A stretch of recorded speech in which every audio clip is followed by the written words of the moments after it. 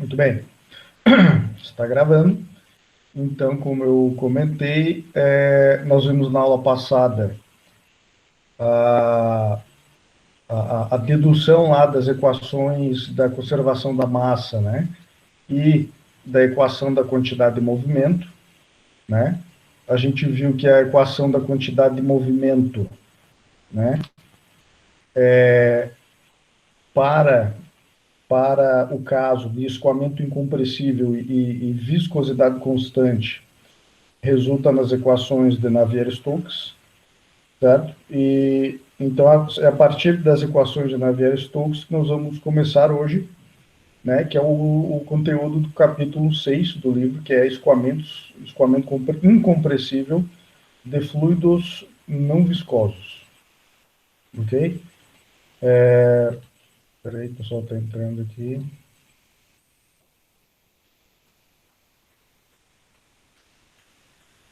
Ok? De fluido não viscoso, né? Então vamos lá. Deixa eu dar um F11 aqui. Então, ó, contextualizando, né? Então, embora as equações de Navier-Stokes descrevam o comportamento de fluidos comuns, isto é, água, o ar, óleo lubrificante, né? Ou seja, fluidos newtonianos, né? Lembre que também está restrito a essa equação de Navier-Stokes aos fluidos newtonianos, né? São aqueles fluidos onde a tensão de cisalhamento é proporcional, tem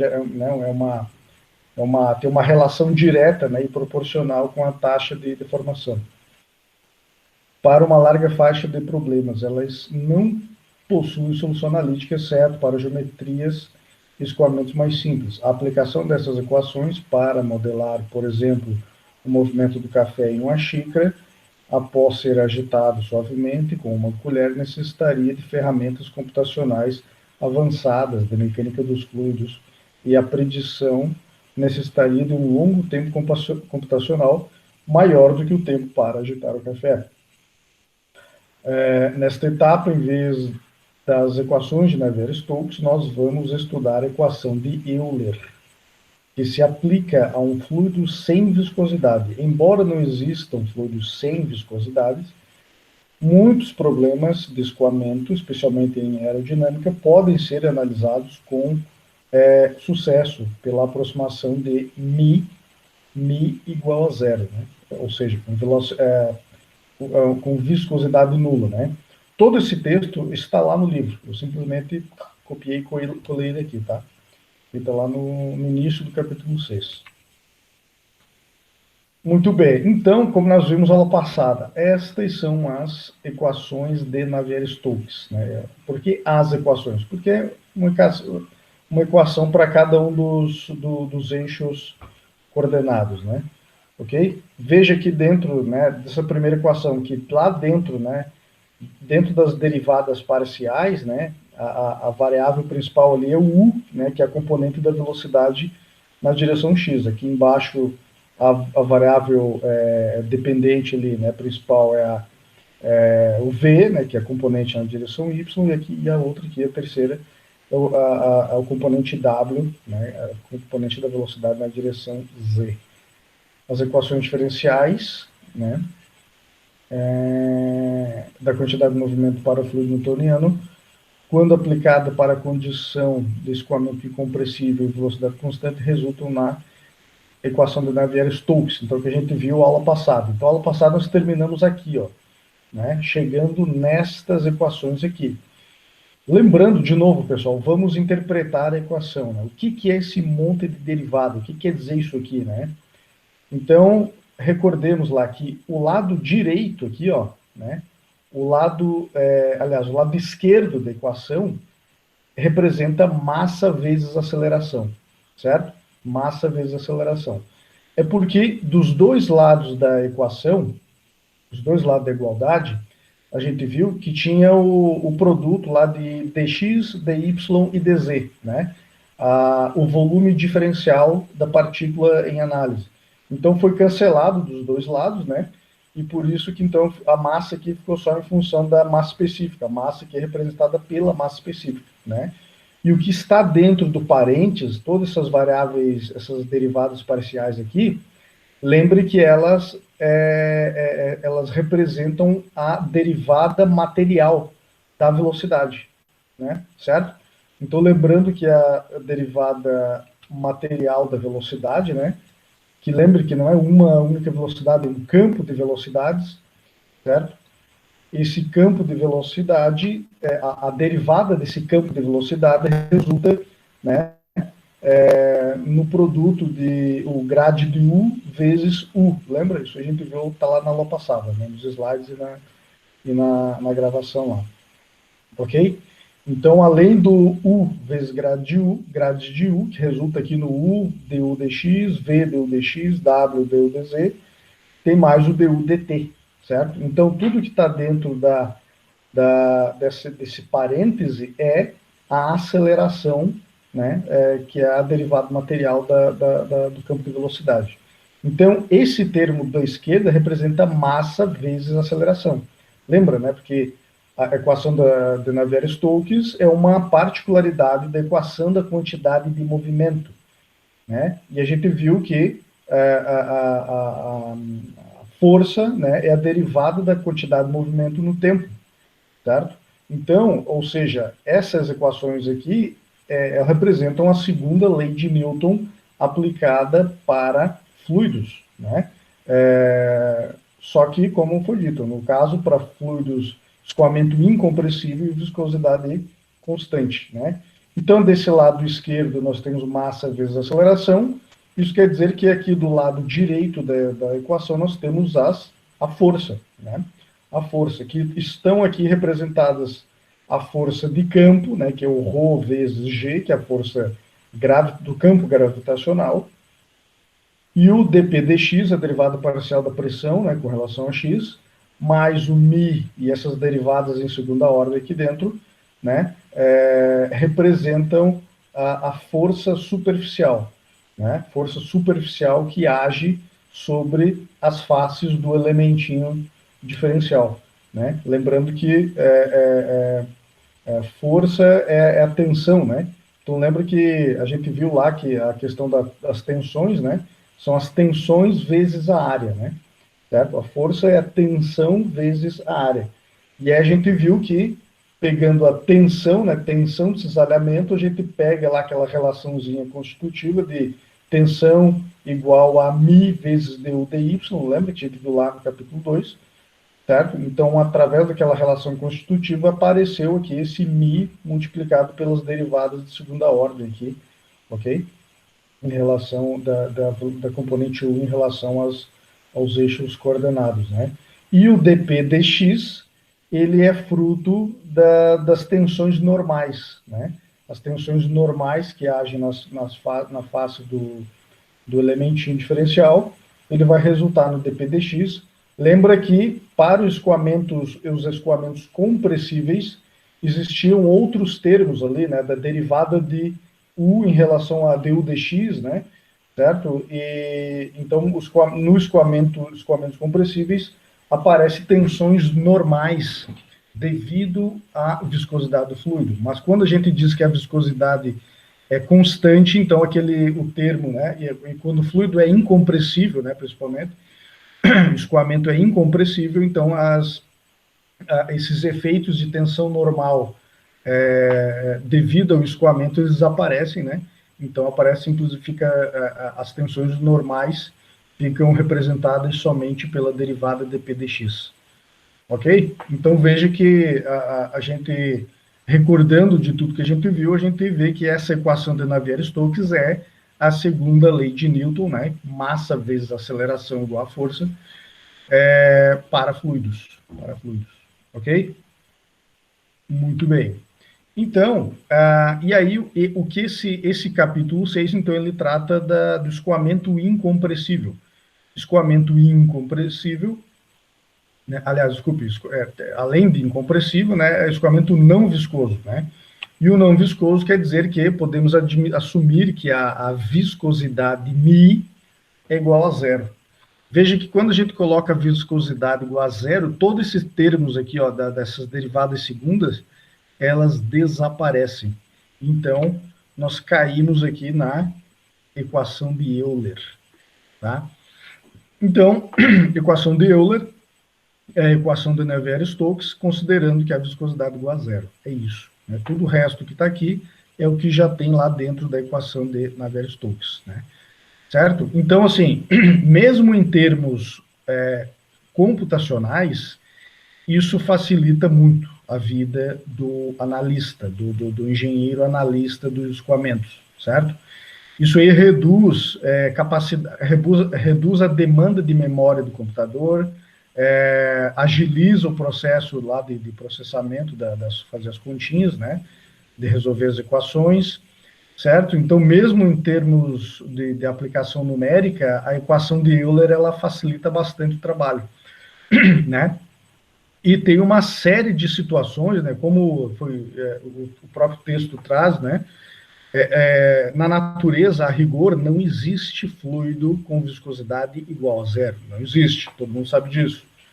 Só que existem condições de escoamento, né, onde considerar a viscosidade igual a zero, ela satisfaz vários problemas, né? Por exemplo, escoamento de grandes escalas, né? Mesmo escoamento de líquidos, de água, né? Quando temos uma análise preliminar de escoamento numa tubulação, né? Escoamento de grandes escalas ali, escoamento de ar, né? Então, o ar tem uma baixa viscosidade. Então, assim, no campo da aerodinâmica, é muito utilizado, né? As equações de Euler, certo? Porque tem uma série de situações aí, né? Longe da parede, né? Longe da parede das superfícies, né? Onde os efeitos da viscosidade eles são muito reduzidos, são mínimos, né? Então, o erro envolvido, né, com a consideração de que a viscosidade é igual a zero, ele é um erro muito pequeno. Então, em muitas aplicações, muitos tipos de análise de aerodinâmica considerado, né, então, a equação de Euler, e tem-se tido resultados bastante satisfatórios, né? Certo? Porque, veja, no final das contas, o engenheiro, e essa é a capacidade que o engenheiro tem que desenvolver. O engenheiro, no final da sua análise, ele vai ter que saber dizer se aquela resposta, né, daquele equacionamento, se aquilo satisfaz o seu problema ou não, certo? E isso, em geral, depende de testes experimentais, né? Certo? Então, se você está desenvolvendo lá uma carenagem de um veículo, né, de uma aeronave, de uma infraestrutura, de uma ponte, de alguma coisa, né? Você vai fazer as análises, vai começar as análises do caminho mais simples. Né? Por exemplo, a equação de Euler seria o caminho mais simples. E, então, usando essas equações, você vai dimensionar, né, vai fazer o projeto lá do seu dispositivo, equipamento, estrutura, só que depois, invariavelmente, você vai ter que testar isso daí. Né? E é nos testes experimentais que você vai verificar se o seu previsão do projeto, né, onde desconsiderou a viscosidade, se aquilo ali é válido ou não. Né? Só que daí nós já estamos entrando em outra seara aí, que é dos experimentos, né, que é das realizações de experimentos de laboratório, ou mesmo de campo, mas que envolvem medições, análises experimentais, né, e envolve também conhecimentos de desenvolvimento de produto, né. Quando a gente estuda lá as etapas de desenvolvimento de produto, né, nas etapas finais existe lá a construção de protótipos e testes dos protótipos, né, certo? Então, é nessas etapas de medições que o engenheiro vai verificar se o seu projeto, se as suas análises teóricas de dimensionamento do projeto, se foram satisfatórias, né? Ok? Então, isso é uma etapa bem importante no trabalho do engenheiro que desenvolve tecnologias, né, e soluções técnicas aí. Ok? Mas então assim, então vamos agora dividir dois campos aí. né? Boa parte disso que eu falei aplica-se, então, à análise numérica, né? Então, veja que ainda é, né, apesar de ser uma simplificação das equações de Navier-Stokes, essas equações ainda são complexas, né? Veja que tem várias derivadas parciais.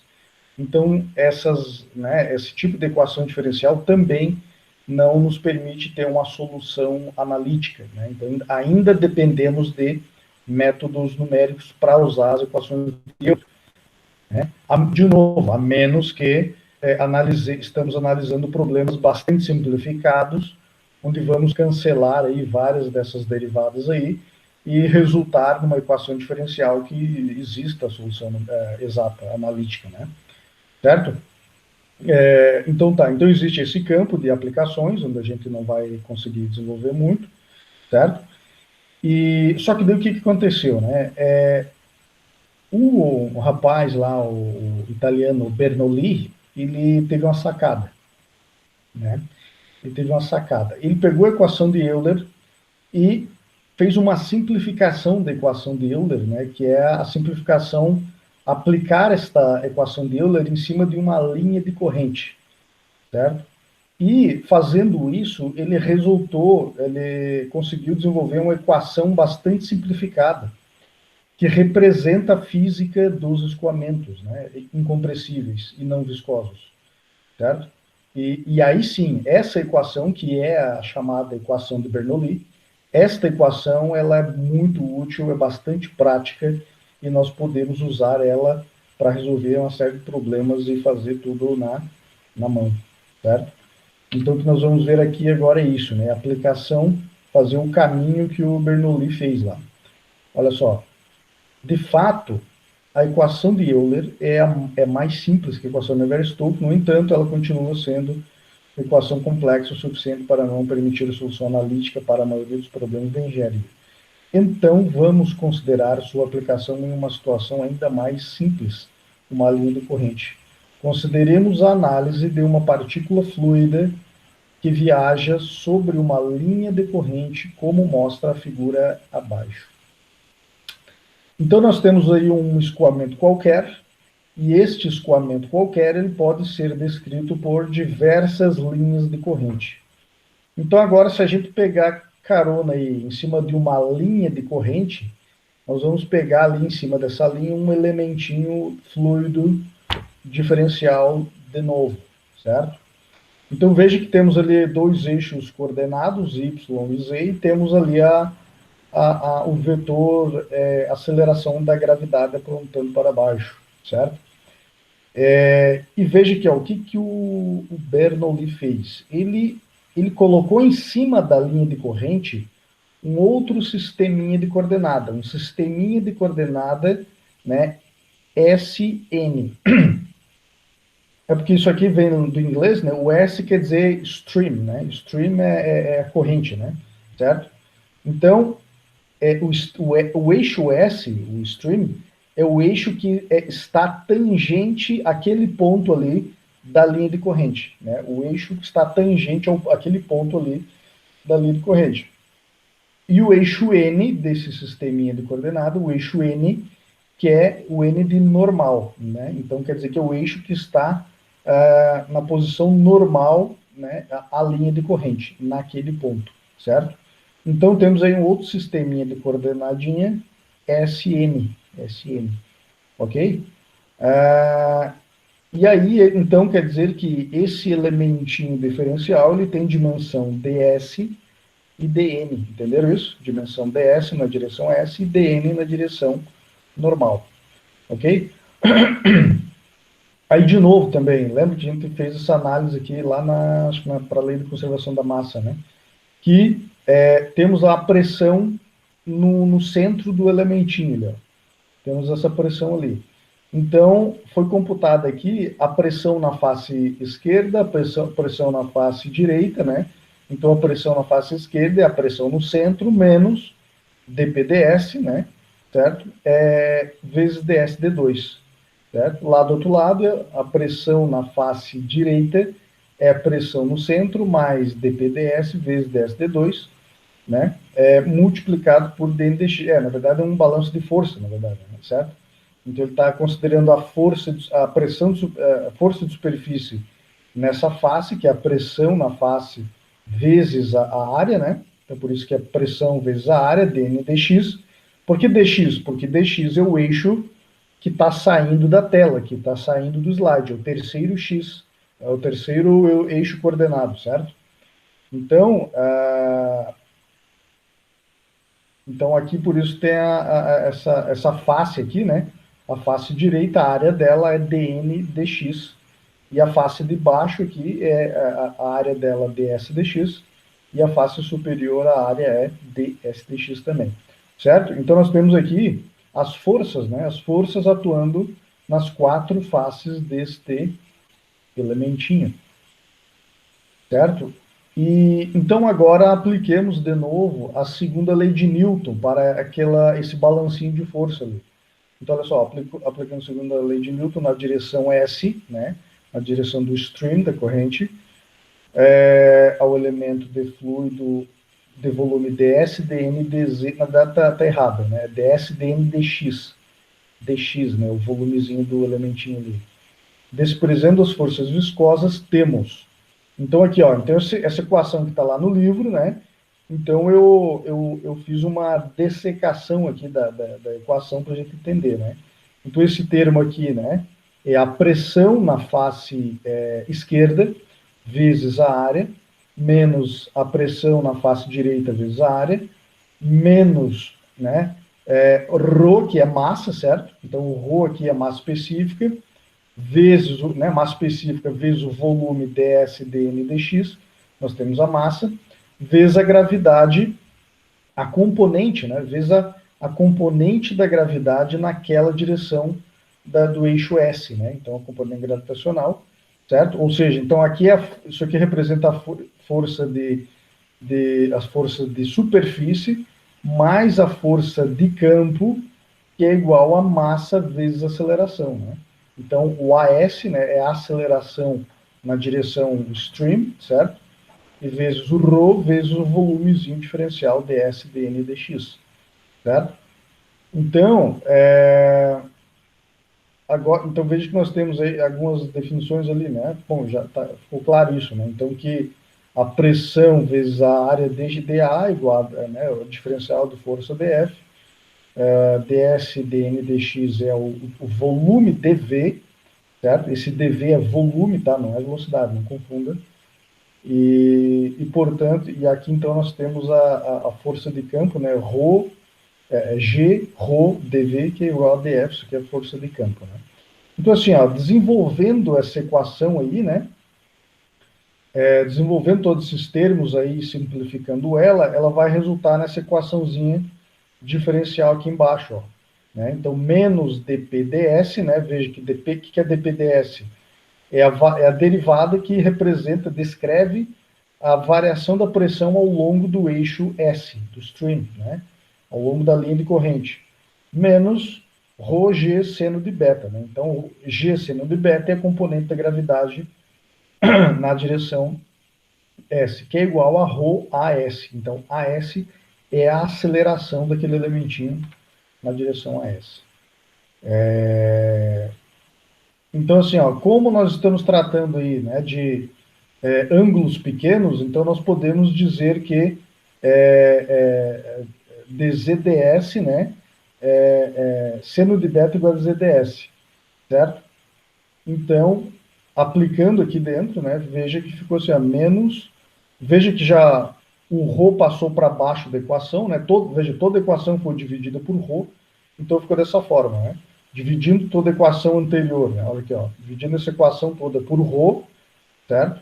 E substituindo, né, o beta aqui, ó, né, por seno de beta por dz, dzds, então essa equação ficou dessa forma aqui, né, 1 sobre ρ dpds menos g dzds igual a área na direção S. Ao longo de qualquer linha de corrente, a velocidade é função de S e de T, né? Então, claro, se nós estamos analisando só aquela sisteminha de coordenada linha de corrente, né? Então, a velocidade varia, né, ao longo do S, né, da linha de corrente e do tempo. De modo que a aceleração material... Então, veja, então, de novo, nós temos uma função de um campo de velocidade aqui, ó. Só que é um campo de velocidade bem simplificado, certo? Estamos considerando o campo que ele tem só a dimensão S, né, que é a linha de corrente, e o tempo. Mas, como é a velocidade de um campo de velocidade, nós, quando a gente aplica a derivada, né, vai resultar na derivada material. Né? A gente viu lá na aula passada isso aí, né? Então, aplicando a derivada material sobre essa velocidade, esse campo de velocidade, nós vamos ter aí o dv/dt mais v dv/ds, certo?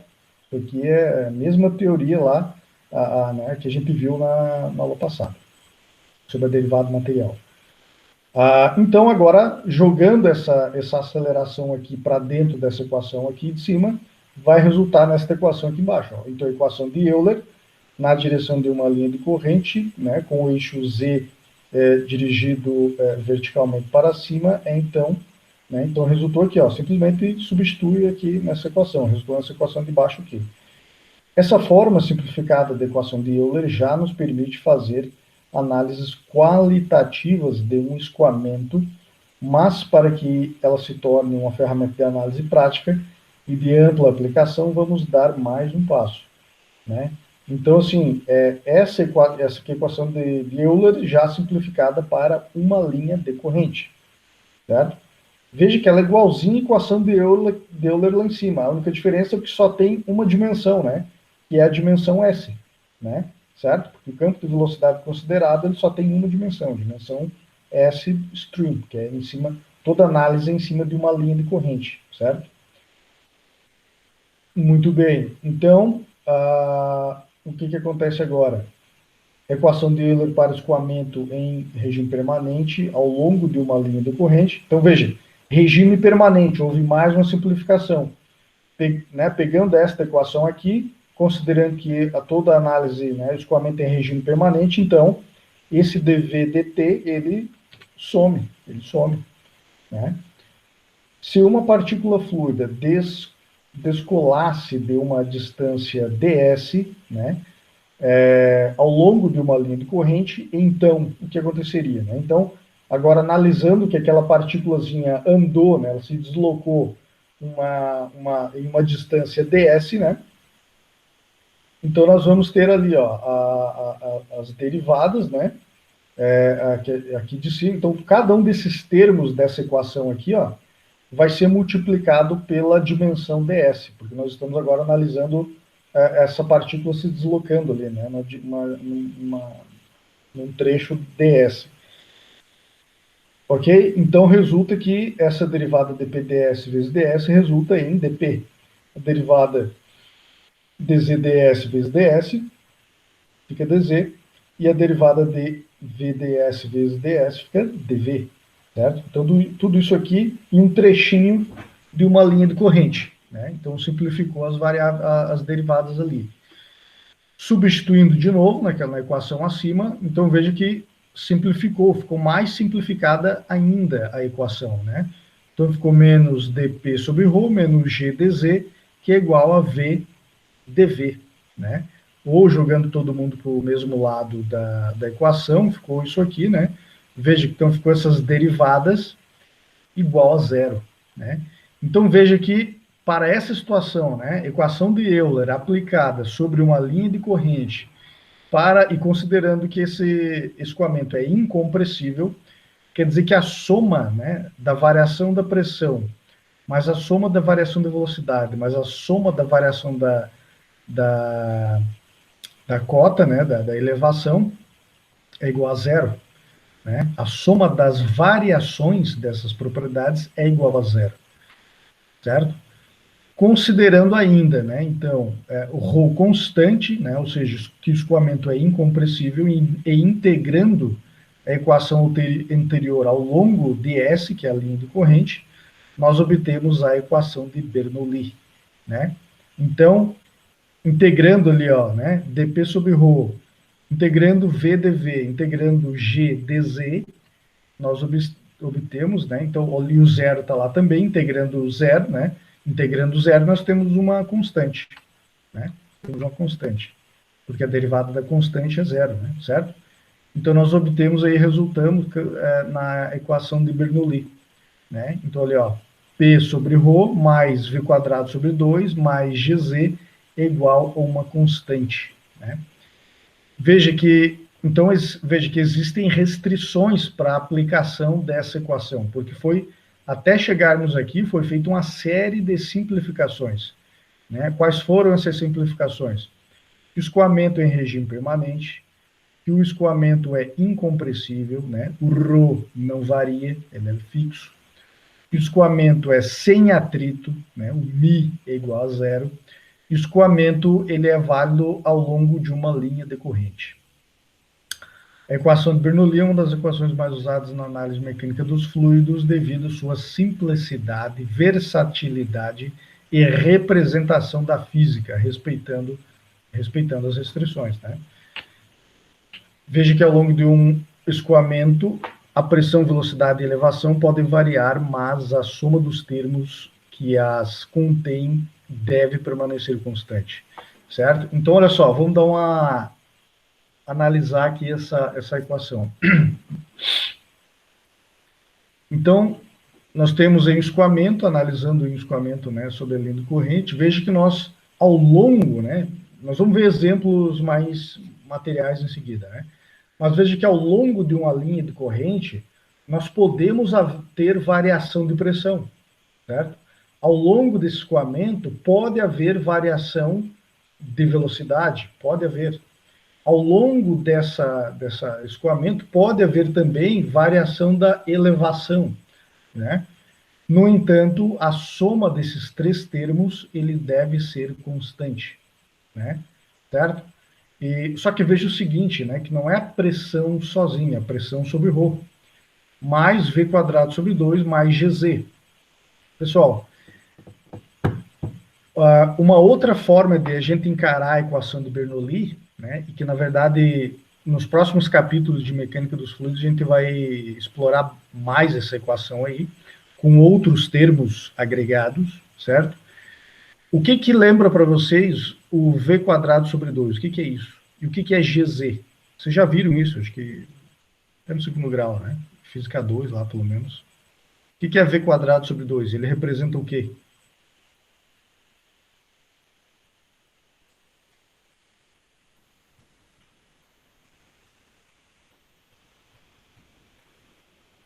Né?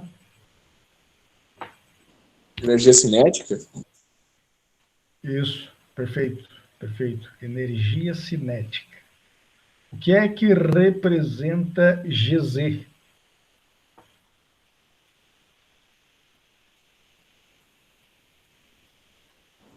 Energia potencial gravitacional?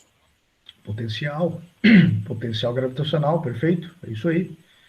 Né? Então veja que, e é isso aí que também representa essa equação, tá?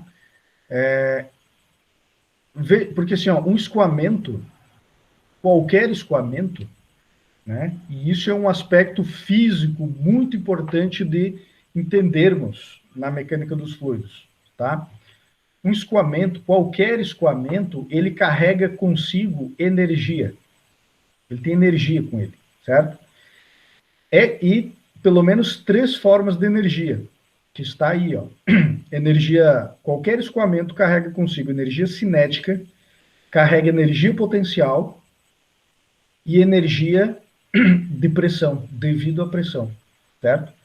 Que lá em termodinâmica, ela está relacionada ao trabalho, tá? Na verdade, assim, pessoal, existem duas formas de chegar à equação do Bernoulli. Um caminho para chegar na equação do Bernoulli é esse que a gente viu, simplificando a equação de Euler sobre uma linha de corrente. Só que nós também podemos chegar nessa equação de Bernoulli a partir da primeira lei da termodinâmica, a partir da equação da conservação da energia, certo? Se vocês recordarem, né, tem os termos lá da equação da energia para um volume de controle, que tem lá o termo U, PV, mais V quadrado sobre 2 vezes GZ. Não sei se vocês lembram disso. né? Tudo isso está dentro de um parênteses, né? Na frente do parênteses tem o M ponto, fluxo de massa.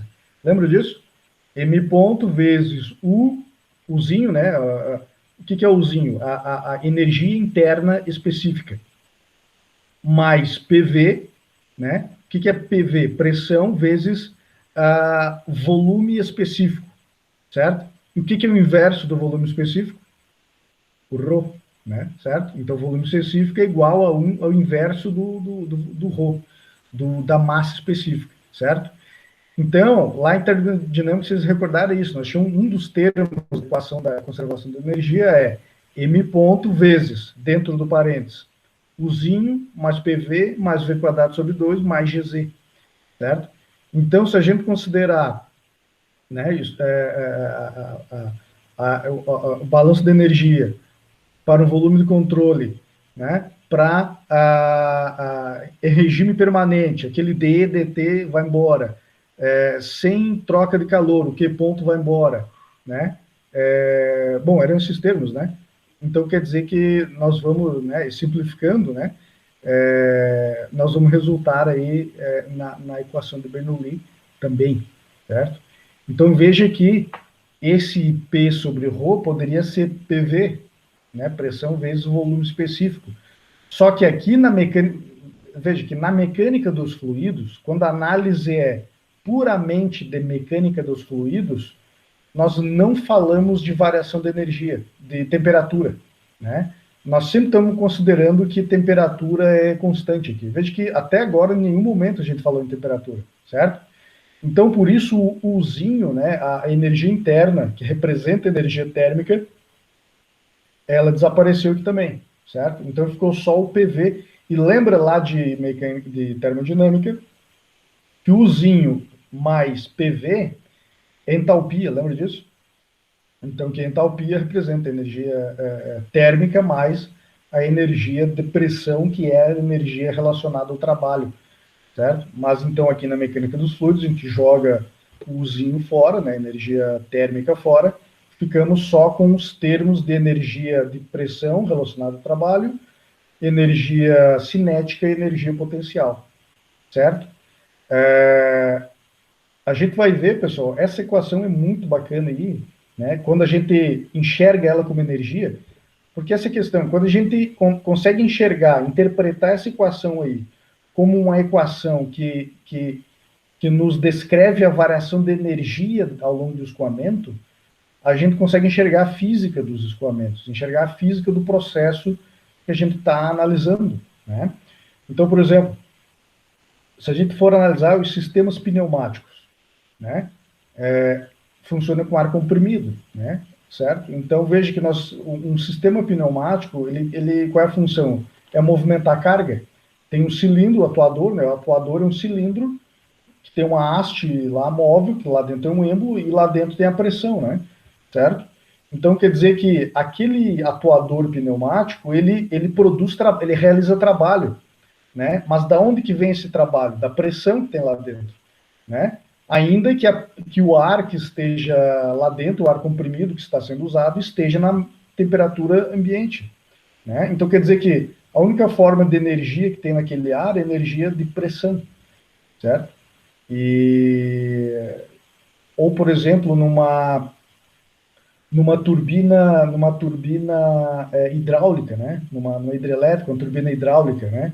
Nós temos a cachoeira lá, né? Em cima lá, o nível da água lá em cima da barragem, uma cachoeira, barragem, né? Se a gente considerar o desnível entre o nível da barragem, nível de água lá em cima da barragem, e a saída, né? O eixo da turbina lá embaixo, nós temos uma cota Z, né? Então, cota GZ, nós temos energia potencial, né? Energia potencial. Essa energia potencial, a gente pode traduzir ela em velocidade na entrada da turbina.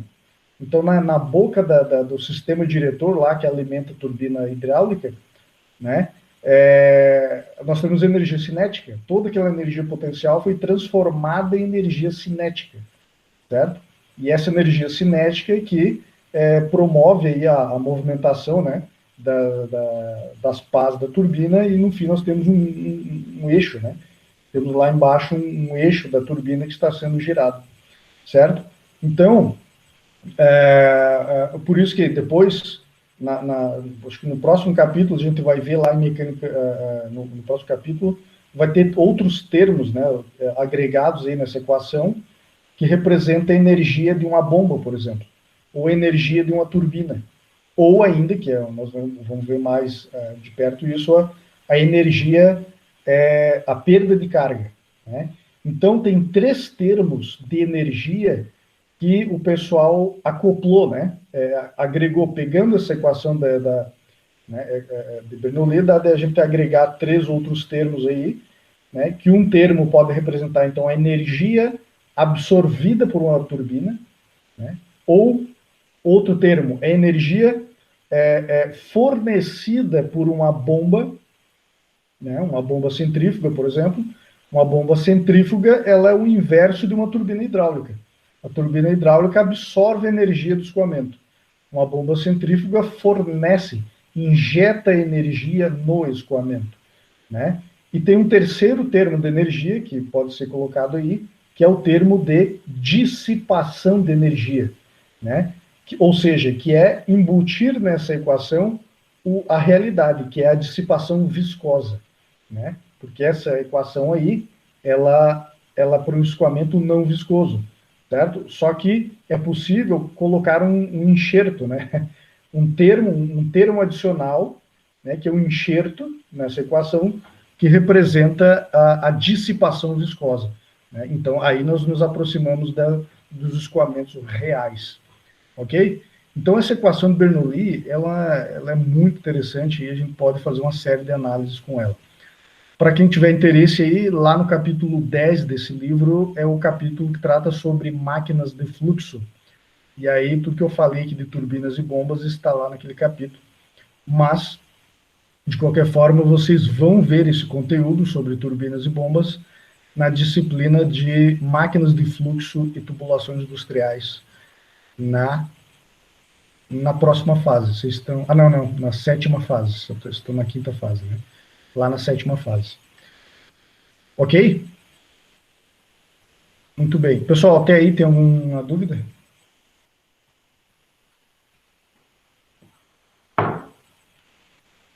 Então tá. Então bora. Então vamos aí a uma aplicação já da equação de Bernoulli. Para avançarmos na aplicação da equação de Bernoulli em análise de fluidodinâmica, vamos entender sobre 3 conceitos de pressão. A pressão, porque assim, pessoal, quando a gente está analisando escoamentos, né, as análises de mecânica dos fluidos, a gente precisa ter uma boa ideia de como é que pressões que existem no escoamento, como é que aparecem essas pressões, né, e o que elas representam, tá? Então, a equação de Bernoulli nos ajuda a entender essas pressões aí. Então, a pressão P, que utilizamos na dedução da equação de Bernoulli, é a pressão termodinâmica, né, ou pressão estática, né? Aquela mesma pressão estática, né, que a gente viu lá na estática dos fluidos. Mesmo em um fluido em movimento, a pressão estática está presente, certo? Então, mesmo que o escoamento está em movimento, existe lá dentro ainda a pressão estática. A pressão estática pode ser medida por meio de uma tomada de pressão, que nada mais é do que um orifício em uma parede paralela ao escoamento. Essa parede deve ter velocidade zero e pode ser tanto a parede do duto, que contém o fluido, quanto a parede de uma sonda, né, imersa no fluido, como mostra a figura abaixo, né? Certo? Então, por exemplo, aqui, ó, pegando um trecho de tubulação, certo? Se a gente pegar e fizer um furo na tubulação, né? Um furo na tubulação, né? Só que tem que ter o cuidado seguinte, que esse furo, ele não pode ter rebarba, certo? Não pode ter aparas aqui na parte interna. Por quê? Porque senão essas aparas vão gerar vórtices, né? E aí vai perturbar a pressão estática, vai ter um pouco de pressão dinâmica junto ali, né? Então tem que ser bem aparadinho aquele orifício, não pode ter rebarbas, tá? Então, a gente gruda nesse furinho um tubinho, né? Um tubinho. E esse tubinho ele vai estar conectado ou a um manômetro que a gente já viu lá no início do curso, e mesmo lá em termodinâmica a gente já viu o que é um manômetro, inclusive caiu na prova de estática dos fluidos de vocês, o manômetro, né? Certo? Então, uma perna do manômetro pode estar conectada nesse furo aí. E a outra perna do manômetro aberta para a atmosfera.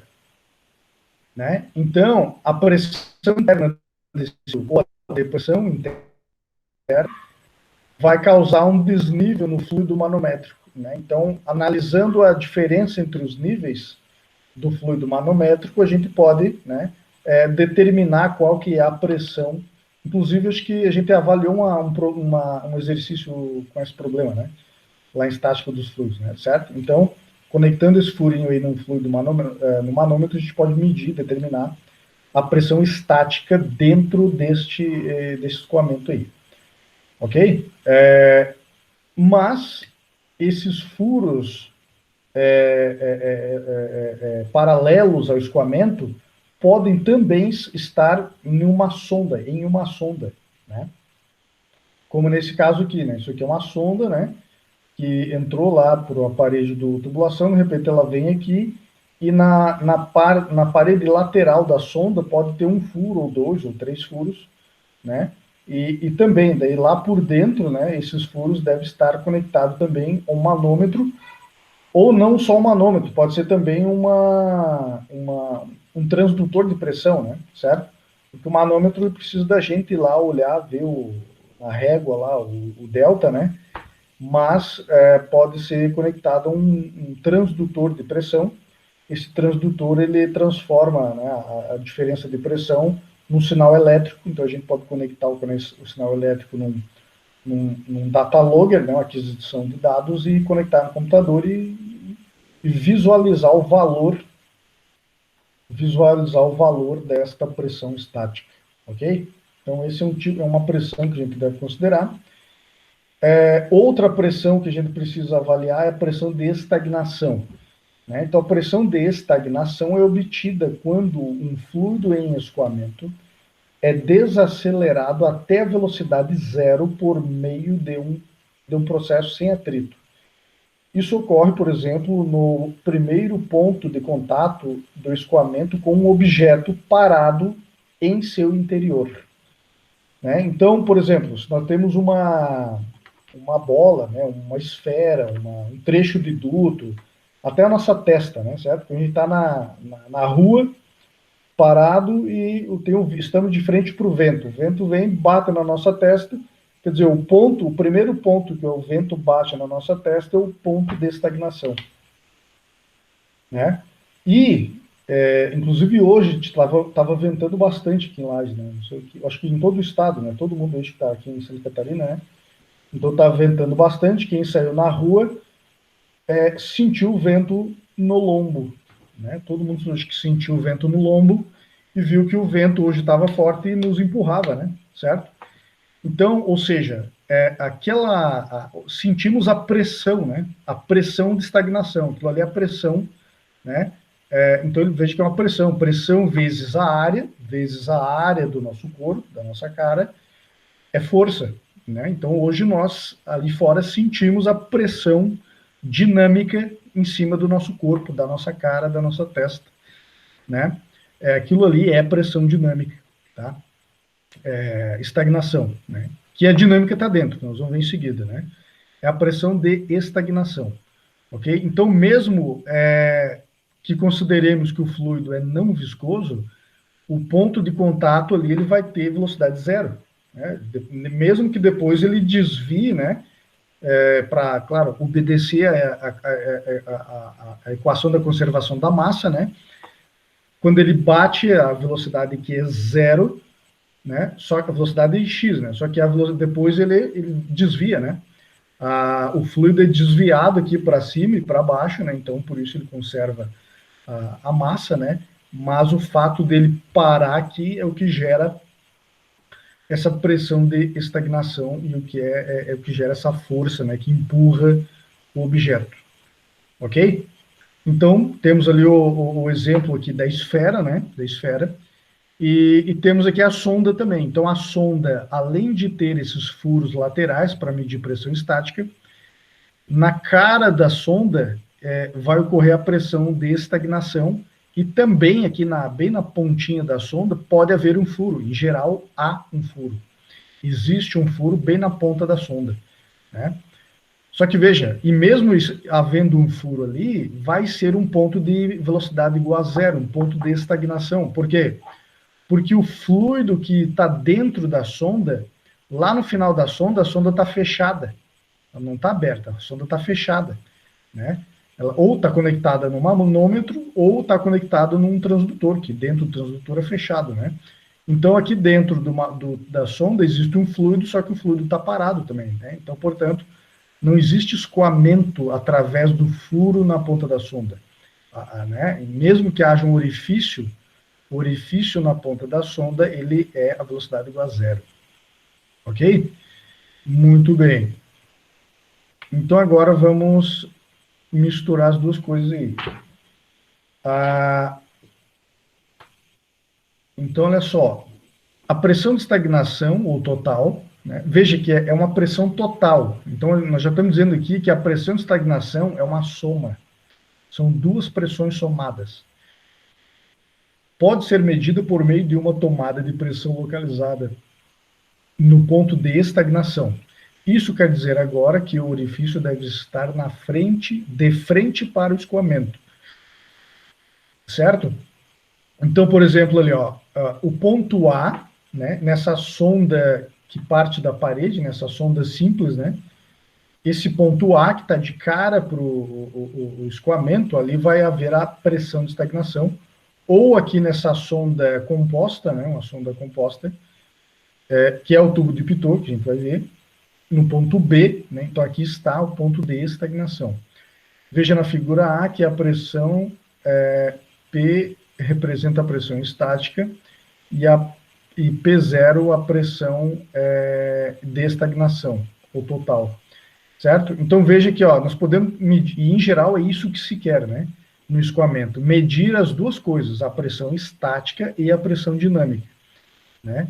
Então, esse tubinho aqui, que é o chamado tubo de Pitot. Por que tubo de Pitot? Porque quem inventou ele foi o francês Gérard Pitot, né? Quer dizer, mentira, não sei se é Gérard, mas é Pitot o nome do cara. Ele inventou esse instrumento de medição aqui, certo?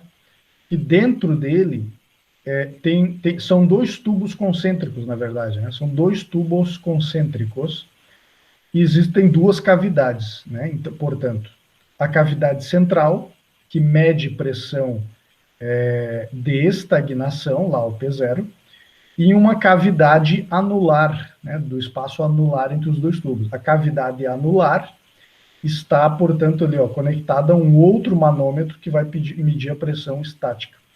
Então, esse instrumento, ele vai medir pressão estática e pressão de estagnação, certo? Ao mesmo tempo.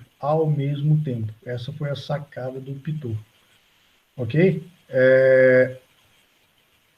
Avançando aqui, muito bem. Então, agora, o que tudo isso tem a ver com o Bernoulli? Porque aplicando esse tubo de Pitot, ou mesmo esse sistema mais simples aqui, tanto faz, aplicando a equação de Bernoulli a essas pressões aí, nós podemos calcular a velocidade do escoamento.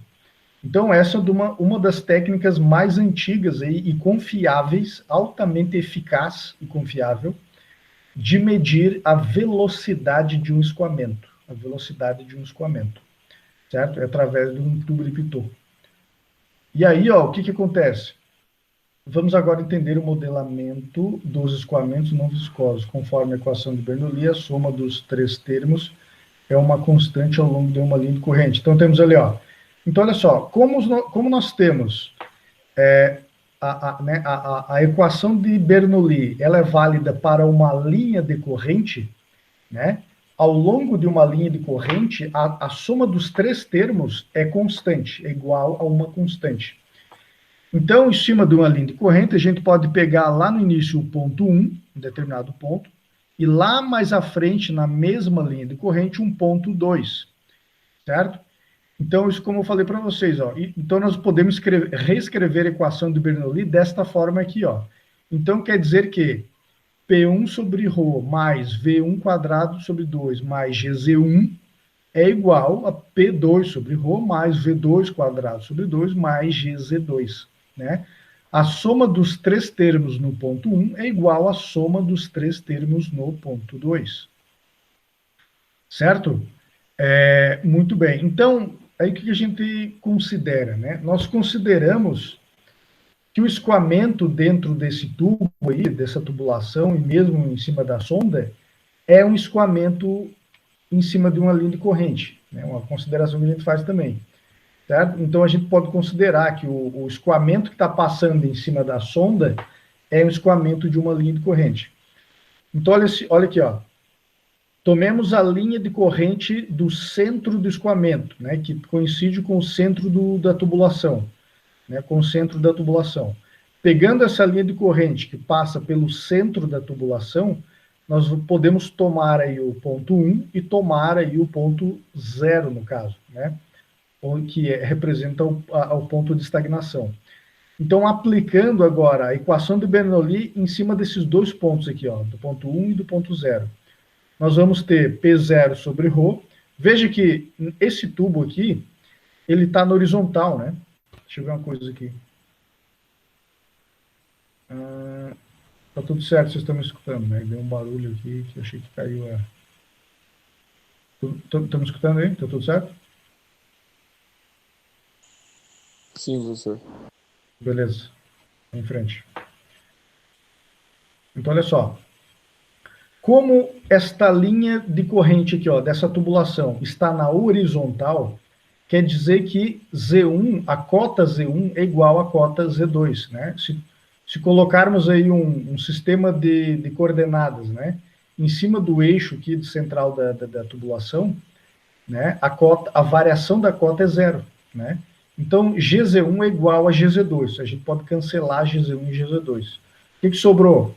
O termo da pressão e o termo V quadrado sobre 2. Então, agora aplicando aqui, ó, em cima desses dois pontos, P0 sobre ρ mais V0 quadrado sobre 2 é igual a P1 sobre ρ mais V1 quadrado sobre 2, certo? Veja que no ponto 0, a gente está tratando do ponto de estagnação. O que quer dizer isso? Que a velocidade é igual a zero. Então, tá ali, ó, V0 é igual a zero. O que sobrou? Sobrou. Então, já jogando o ρ lá para o outro lado da equação, né? Sobrou P0, que é igual a P1, mais meio ρV1 ao quadrado. ρV1 ao quadrado, certo? Então, veja bem, pessoal. Aqui nós temos agora uma equação que é pressão, né? A unidade dessa equação, né, é pressão. O primeiro termo aqui, ó, pressão, pressão. Então, quer dizer que esse termo ρV quadrado sobre 2 é pressão, né? Lembre-se, né? Quando nós estamos somando termos de uma equação, nós temos sempre a mesma fruta, né? Eu só posso somar laranja com laranja com laranja, banana com banana com banana. Então, quer dizer que se aqui eu tenho banana, banana, isso aqui também esse termo aqui é banana, né? Certo? Então, V quadrado sobre 2 é pressão. V quadrado, ρV quadrado, né? ρV quadrado é pressão, ok? Só que a gente sabe que P1, o que é P1? É pressão estática, ok? E portanto, né, então, e a gente sabe que P0 é a pressão de estagnação. Portanto, a pressão de estagnação é igual à pressão estática mais uma outra pressão. E veja que essa outra pressão, o ρV quadrado, ele envolve velocidade. Então, quer dizer que é uma pressão dinâmica, né? Então, ρV quadrado sobre 2 representa a pressão dinâmica. Ok? E veja que por intermédio desta equação aqui, nós podemos calcular a velocidade do escoamento, certo? Se a gente usar um tubo de Pitot, nós vamos conseguir medir P0, medir P1 e vamos então poder, através da equação aqui de Bernoulli, calcular a velocidade. Calcular a velocidade. Certo? Aí, ó, pessoal, aplicações. Aí o tubo de Pitot na prática, né? Então, aí, ó, praticamente todo o sistema de navegação de uma aeronave está baseada na velocidade relativa do avião em relação ao ar. E esta informação é obtida através do tubo de Pitot, certo? Pessoal, hoje em dia, vocês sabem que a automação dos aviões, né, da aviação comercial aí, ela está muito alta, né? O piloto ele faz pouca coisa hoje em dia, né? Tudo é computadorizado, o piloto está ali para garantir que tudo vai ser corretamente, para tomar algumas decisões, né, em determinadas situações, mas está tudo, a tecnologia está altamente embarcada numa aeronave, certo? Só que mesmo assim, toda essa alta tecnologia de navegação de uma aeronave, ela depende de um instrumento físico, né, analógico, que é o tubo de Pitot, certo? Só que, claro, né, o que mede a pressão estática e dinâmica no tubo de Pitot não é um manômetro, são transdutores de pressão, né, certo? Transdutores de pressão que converte as pressões em sinais elétricos e alimenta o computador lá do avião e aí ele faz todo o cálculo, né? Vocês lembram daquele acidente da Air France? Quando foi aquele acidente? 2002, sei lá, 2004, sei lá, não sei quando. Faz tempo, faz quase uns 20 anos, acho. Lembra, né? Eu estava indo de São Paulo para Paris e ali, logo depois que ele saiu, entrou no Oceano Atlântico, o avião entrou numa tempestade e ele caiu e morreu um monte de gente. Você lembra disso? Qual foi o problema daquilo lá? No final das contas, os caras descobriram o seguinte, porque assim, ó, tanto a asa do avião como outras superfícies de um avião comercial, que está lá viajando a 10 quilômetros de altura, tem um problema de formação de gelo, certo? Porque lá em cima é muito frio, a temperatura é menos 50, menos 60 graus, e tem umidade. Então, a umidade do ar lá em cima, quando bate na superfície do avião, ele cria gelo. E esse gelo, ele pode desestabilizar, porque o gelo muda a geometria da asa, né? Então, tem sistemas de anticongelamento, né? Para evitar a formação de gelo na borda de ataque da asa do avião. E também tem sistema para evitar a formação de gelo em cima do tubo de Pitot, certo? Porque também, se der problema no Pitot, vai medir a velocidade errada. E a informação que entra no computador do avião já entra errado e ele se perde. E foi o que aconteceu no acidente lá da França. Deu um problema até onde eu li foi isso que aconteceu, né? Deu um problema no sistema de anticongelamento do Pitot e ele começou a medir errado a velocidade relativa. E aí o computador de bordo se perdeu totalmente e mandou a aeronave acelerar, ele achou que estava perdendo velocidade, mandou a aeronave acelerar e ela acabou estolando lá, perdeu velocidade e caiu, né? E então foi um problema porque o Pitot não conseguia medir a velocidade correta, né? Porque o gelo obstruiu os furos aqui, ó, esses furinhos que medem pressão estática e pressão dinâmica, né? E pressão de estagnação, certo? Então também nos carros de Fórmula 1, não sei se vocês já viram, na frente do piloto, naquele narigão lá do carro, tem duas palitos lá. Um palito é a antena de transmissão. O outro palito é um palito que tem um torto para frente, né? É um tubo de Pitot. Também, então, né, na Fórmula 1, pessoal, com toda a tecnologia é usado um instrumento analógico muito antigo, que é altamente eficaz, né, para medição de velocidade relativa. Então, o pessoal da equipe lá do Fórmula 1 fica medindo a velocidade relativa e fazendo as contas lá de arrasto, de sustentação, de pressão para jogar o carro para baixo lá, né? Uma asa invertida, né? A carenagem do Fórmula 1 é isso, uma carenagem invertida que existe uma pressão para baixo, né? devido ao escoamento, eles ficam avaliando essas forças aí de arrasto e de pressão em função do tubo de pitot que está lá instalado no carro. Ok? Outra aplicação é na análise de tubulações, né? Quando a gente está projetando uma tubulação, certo? Nos projetos de tubulações, então as tubulações devem conduzir fluidos, né? Fluidos gasosos, fluidos líquidos, né? De um ponto para outro, e na trajetória da tubulação pode haver subidas, descidas, curvas, restrição do diâmetro, aumento, expansão do diâmetro, né? Mas em todo esse processo é fundamental saber a pressão. Como que evolui a pressão de escoamento ao longo da tubulação? Porque é em função dessa pressão, né?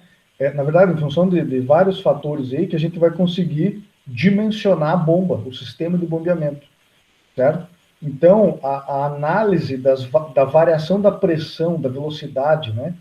Que é em função da cota de elevação e do diâmetro da tubulação, é fundamental para o projeto de uma tubulação, certo? E aqui também, então, veja que a gente pode usar a equação de Bernoulli para avaliar a variação de pressão, né? Então, veja que nós temos esse trecho de tubulação, onde existe uma elevação, né? Do ponto 1 para o ponto 2 lá em cima. Além de uma elevação, existe uma variação do diâmetro da tubulação, certo? Então, assim, para avaliar a variação de velocidade, a gente usa a equação da conservação da massa, né? Ou equação da continuidade, né? Onde então envolve as velocidades e a área, né? Que depende do diâmetro da tubulação.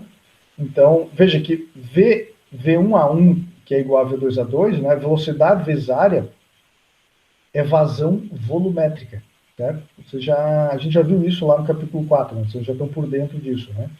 Então, vazão volumétrica é igual velocidade vezes área, né? E para um escoamento incompressível, o ρ, a massa específica, não muda. Então, a rigor teria um ρ aqui e outro ρ aqui do outro lado. Só que como o escoamento é incompressível, a gente pode cortar ρ com ρ, né? Então, fica só em função a vazão volumétrica no ponto 1 é igual a vazão volumétrica no ponto 2. Então, em função aqui da equação da continuidade, conhecendo os diâmetros, né, da tubulação, a gente pode determinar, e sabendo a velocidade de um ponto, né, do ponto de entrada aqui, por exemplo, nós podemos determinar a velocidade do ponto 2 lá em cima, certo? Então, conhecendo agora a variação de cota, né, de Z1 e Z2, conhecendo as velocidades do ponto 1 e ponto 2, nós podemos usar a equação de Bernoulli para calcular a pressão, né? Ou a variação de pressão, delta de pressão, né? P1 menos P2, ou mesmo, se eu conhecer P1 ou P2, posso determinar qual que é a outra pressão, certo? Então, isso aí é fundamental para análise de tubulações. Ok? Pessoal, era isso que eu tinha para falar para vocês hoje. Tá? Então, aí que partindo da equação de Navier-Stokes, nós chegamos na equação de Euler, e aplicando a equação de Euler sobre o linha de corrente, nós chegamos na equação de Bernoulli, que é a equação que pode ser obtida a partir lá da equação da conservação da energia também.